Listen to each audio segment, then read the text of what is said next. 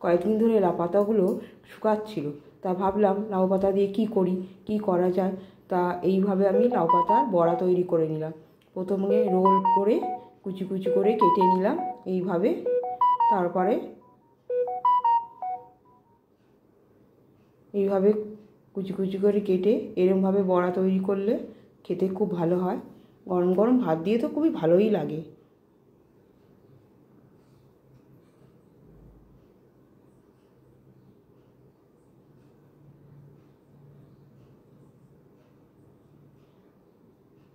একটা রান্না তৈরি হয়তো আরেকটা রান্না ভাবি কী করবো, আরেকটা রান্না তৈরি হয়তো আরেকটা রান্না ভাবি কী করবো।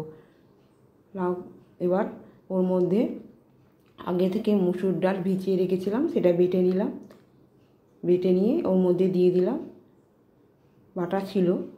এবার ওর মধ্যে হলুদ, নুন, ওখানে পেঁয়াজ কুচি, কাঁচা লঙ্কা আর চিংড়ি মাছ ছিল, চিংড়ি মাছও আমি দিয়ে দিলাম। সমস্ত কিছু ভালো করে একসঙ্গে মেখে নেব।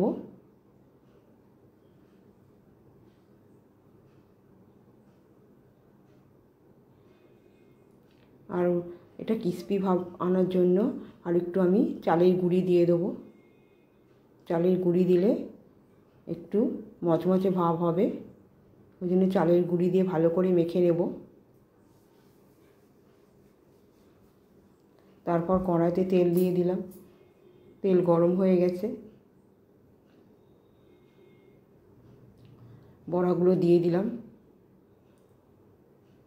এরকমভাবে বড়া তৈরি করলে খেতে খুব ভালো হয়, গরম ভাতে তো অপূর্ব লাগে। তার সঙ্গে আবার চিংড়ি মাছ পড়েছে। সামান্য কিছু উপকরণ, ঘরে যা থাকবে তাই দিয়েই তৈরি হয়ে যাবে।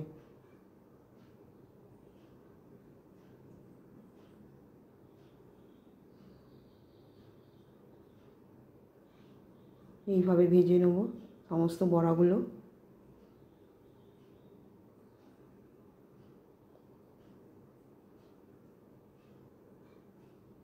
লাউ শাকের কোনো কিছুই যায় না ফেলা।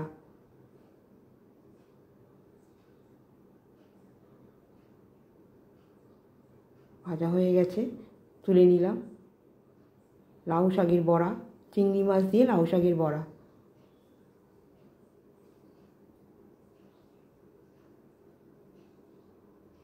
ভিডিওটা যদি ভালো লাগে তাই লাইক, কমেন্ট, সাবস্ক্রাইব করতে ভুলবেন না, পাশে থাকবেন।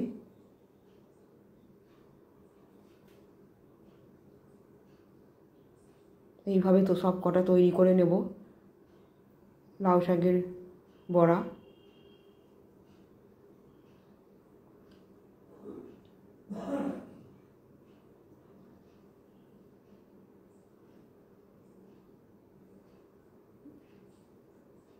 কত মজমজে হয়েছে, কত সুন্দর হয়েছে ভেতরটা। চিংড়ি মাছ দেয়া আরোই ভালো হয়েছে।